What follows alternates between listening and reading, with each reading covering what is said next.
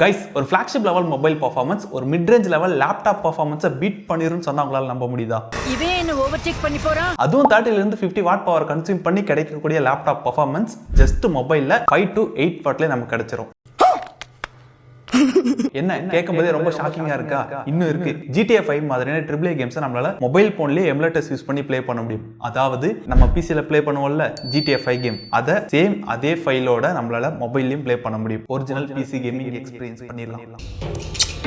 So அந்த அளவுக்கு பார்த்தீங்கன்னா இன்னைக்கு இருக்கிற மொபைல் SoCs நல்லா டெவலப் ஆகிட்டே வந்துட்டு இருக்கு. அண்ட் அது போக பார்த்தீங்கன்னா ஸ்னாப்டிராகன் மீடியாடெக் மாதிரியான மொபைல் ப்ராசஸர் இனி லேப்டாப் கேட்டகரியிலும் ARM பேஸ் பண்ண சிப் செட்டாக வரதுக்கு நிறைய சான்சஸ் இருக்குல்ல, வந்துருச்சு. ஆல் ஏரியாவிலயும் ஐயா கில்லிடா. இதெல்லாம் நமக்கு என்ன யூசேஜ்னு கேட்டிங்கன்னா, லோ பவர்லேயே ஹை பர்ஃபார்மன்ஸ் கிடைக்கக்கூடிய லேப்டாப்ஸ் பார்த்தீங்கன்னா நிறைய வர ஆரம்பிச்சிடும். அப்படி வந்துச்சு அப்படின்னா ஸ்டார்டிங் ரேஞ்சில் பிரைசிங் அதிகமாக இருக்கும், போக போக கம்மியாயிரும். என்னதான் நீங்க ARM பேஸ் பண்ண சிப்செட் கூட x86 மாதிரியான, அதாவது Intel AMD மாதிரியான சிப்செட்டை கம்பேர் பண்ணீங்க அப்படின்னா என்னைக்குமே பீஸ்ட் பர்ஃபார்மன்ஸ் தரக்கூடியது x86 ப்ராசஸர் தான். அதுல எந்த சந்தேகமும் கிடையாது. 20 வருஷத்துக்கு முன்னால என்ன வேணுமோ இப்போவும் அதுதான் வேணும் இந்த உலகம். ஸோ இந்த இன்ஃபர்மேஷன்ஸ் எல்லாம் உங்களுக்கு பிடிச்சிருந்தது அப்படின்னா மறக்காம ஒரு லைக் பட்டனை தட்டி விட்டுருங்க.